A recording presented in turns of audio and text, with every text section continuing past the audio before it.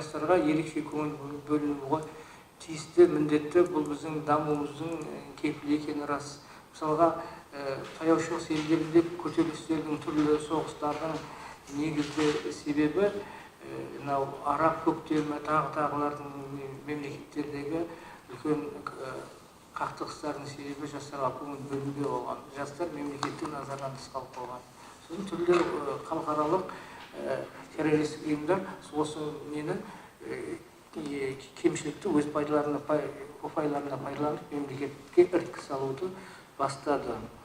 Жалпы жастар енді біздің елімізде айталық 18 миллион халық болатын болса, соның 8,6 миллион экономикалық өте белсенді халықтар болып табылады деп есептейді, азаматтар болып. Ал енді соның 35% жастар құрайды. Біздің облысымызда сондай 9,10 жастар маргинал топтың құрамында жүр.